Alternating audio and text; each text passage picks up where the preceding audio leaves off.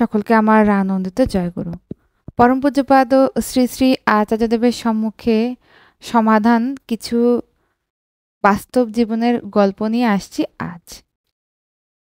এক তরুণী বলল ৬ বছরের সম্পর্ক ভেঙে গেছে, বয়ফ্রেন্ড চলে গেছে অন্যত্র, এখন কি করব?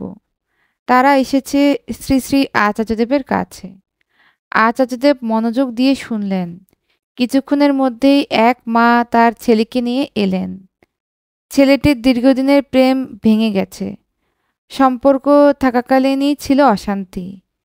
এখন মেয়েটি নেই, কিন্তু ছেলেটি অবসাদগ্রস্ত। কিছুতেই মেয়েটিকে ভুলতে পারছে না, কাজেও মন নেই। তখন কি বললেন আচার্যদেব? চলুন শুনে আসি। আমি কি চাই আর কেন চাই, সেটা কি নিজের মঙ্গল না অপরের, এই বোঝাটাই জরুরি। আমরা যখন কিছুতে আটকে যাই, তখন সেটা থেকে মুক্তির ইচ্ছাটাই প্রথম প্রয়োজন। একই চিন্তা নয়, নানা কাজে নিজেকে জড়াও, মনের পরিধি বাড়াও। মনে রেখো, মনটা যাকে আঁকড়ে ধরে সে শরীর আর অভ্যেস, প্রেম নয়। প্রেম তো বিচ্ছেদের মধ্যেও প্রশস্তি এনে দেয়, প্রেম হতাশ করে না। তিনি উদাহরণ দিলেন দুই দম্পতির কথা। এক মহিলার স্বামী মারা গেলে তিনি সমস্ত দায়িত্ব নিয়ে দৃঢ়ভাবে সামনে এগিয়ে গেলেন। অপরজন স্বামীর মৃতদেহ আগলে কাঁদতেই থাকলেন, আর উঠতে পারলেন না সেই অবসাদ থেকে। প্রেম কি কেবল আমার করে পাওয়া? যদি তাকে ভালোবাসো, তবে তার ভালো থাকাটাই চাও। যেখানে থাকুক সে ভালোই থাকুক, পরমপিতা তাকে রক্ষা করুক, এটা হওয়া উচিত প্রেমের প্রার্থনা। এক ২৫ থেকে ২৬ বছরের মেয়ে এসে জানালো ৬ বছরের সম্পর্ক শেষ। ছেলেটা ছেড়ে চলে গেছে, বাড়ি থেকে বিয়ের জন্য চাপ দিচ্ছে। আচার্যদেব বললেন, এটা তো তোর জীবনের আশীর্বাদ, তুই ঠাকুরের কাজে নিজেকে যুক্ত করতে চাচ্ছিস, এটা তো আরও বড় আশীর্বাদ। ভালোবাসা মানে কি শুধু নিজের মতো করে পাওয়া? ছেলেটা যদি ছেড়ে ভালো থাকে, তাকে যদি ভালোবাসিস তো ছেড়ে দে। এরপর তিনি মেয়েটিকে বললেন, তুই বাড়িতে বলবি আমার এখন বিয়ে করার মতো মানসিক অবস্থা নেই। তুই ৬ বছর ধরে পরিবারের মানুষকে খুব জ্বালিয়েছিস, এবার চিনি হয়ে যা। চিনি ছাড়া দুধ কেউ খায় না। তুই এতদিন লঙ্কার গুঁড়ো হয়েছিলি। তখন মেয়েটির মুখে বিষাদের ছায়া। আচার্যদেব বললেন, তুই হাসতে পারিস না? একটু হাস তো দেখি। মেয়েটি হাসতে পারল না। তাহলে কাঁদতো দেখি। মেয়েটি ২ হাত মুখে ডেকে হু হু করে কাঁদতে শুরু করলো। এরপর আচার্যদেব কথায় তার মুখে সামান্য পরিমাণ হাসি ফুটে উঠল। এরপর আচার্যদেব বললেন, পৃথিবীতে সময় আর স্থান এটুকুই সত্য। তুই যদি ভাবিস ২০১২ সাল, এটা শুধু কল্পনা।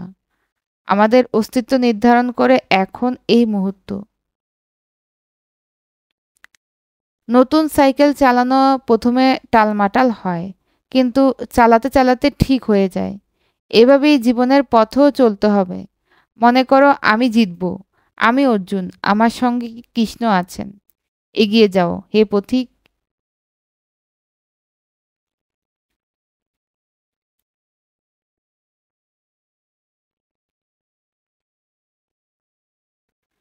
যুদ্ধ করতে যতটা শক্তির দরকার, তার থেকে অনেক বেশি শক্তির প্রয়োজন। যে যতক্ষণ এক জায়গায় এক নিবিষ্ট মনে শান্ত হয়ে বসে থাকতে জানে, সে তত বেশি শক্তিমান। তাই আচার্যদেব বলছেন, প্রতিদিন অন্তত ৫ মিনিট করে নাম ধ্যানে বসার অভ্যেস করতে হয়। আমরা যে যত সময় বসতে পারবো, তত বেশি শক্তিশালী হতে পারবো।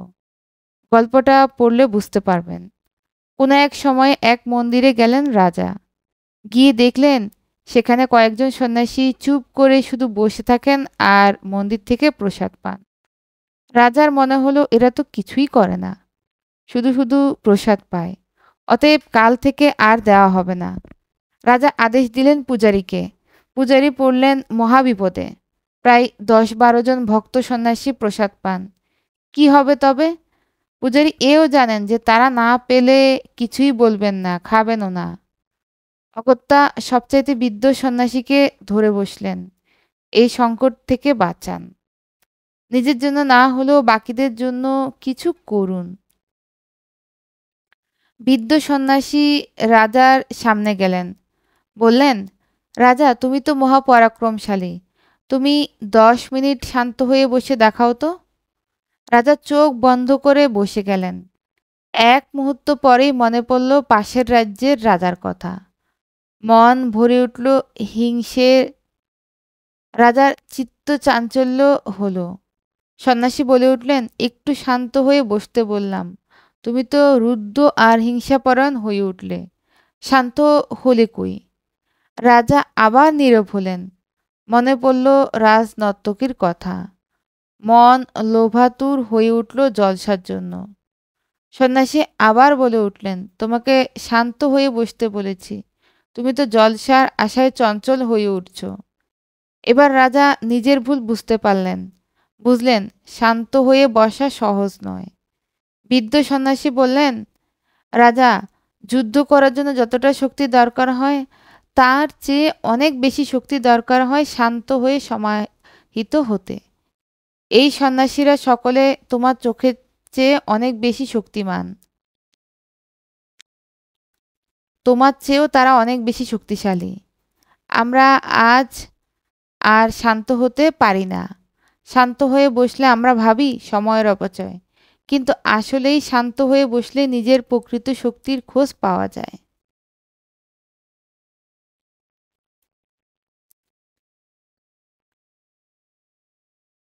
আজ ইষ্ট প্রসঙ্গ এ পর্যন্তই। সকলকে আমার আনন্দিত জয়গুরু।